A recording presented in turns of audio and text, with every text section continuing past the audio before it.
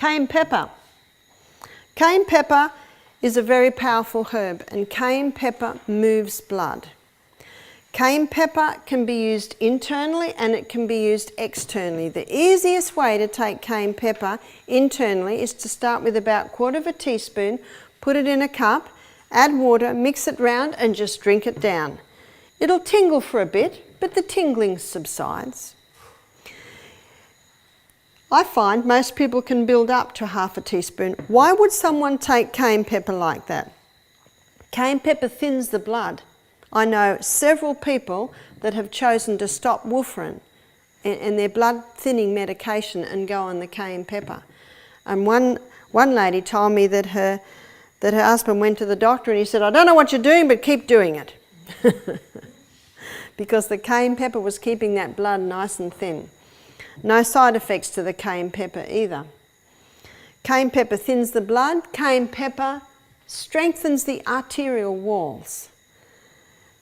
Cayenne pepper, I was reading, has also the ability to rebuild the heart muscle. A lady I tended one day because she just had a heart attack. It was at our health retreat in Melbourne. I was given the call. A lady's had a heart attack. I went running down and her husband was there. He said she's already had 3 this year. She was 80. When I looked at her, she was very pale. There was a man holding her pulse. He said, "The pulse is almost gone." I said, "Quick, cayenne pepper." I got about 1/2 teaspoon, just put it straight into her mouth. I'd say 2 minutes. And the guy holding a pulse, he yelled out, "The pulse is strong."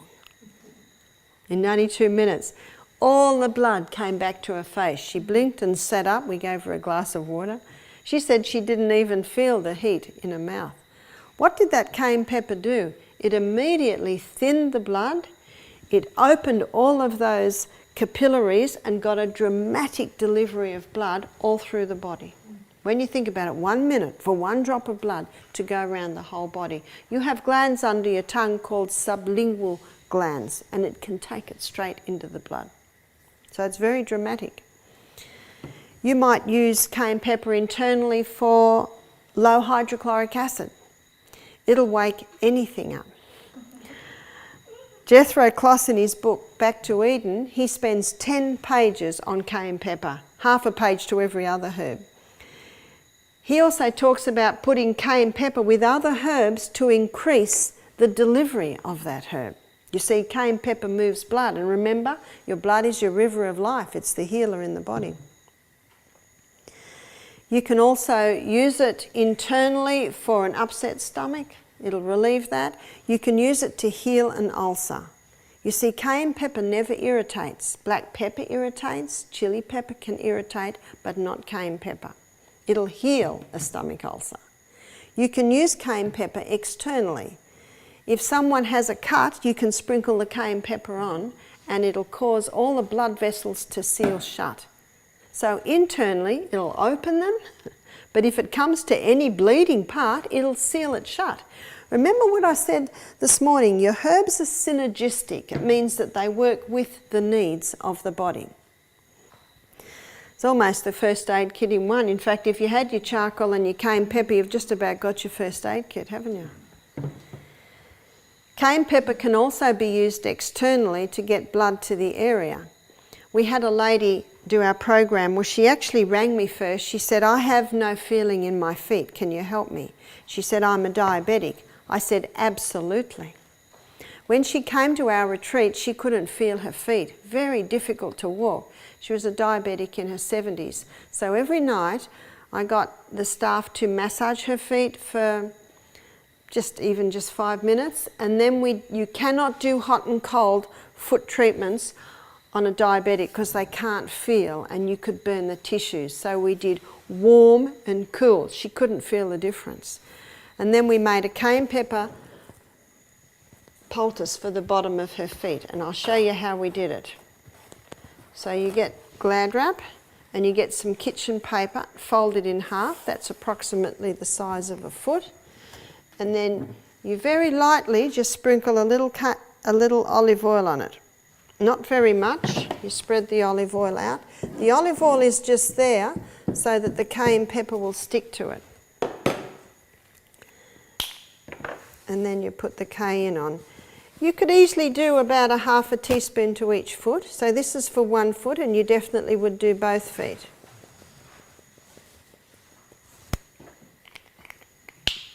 So you see I've generously sprinkled that with cayenne pepper. You put the foot on, and then you put the glad wrap over it and put a sock on. That's all you do.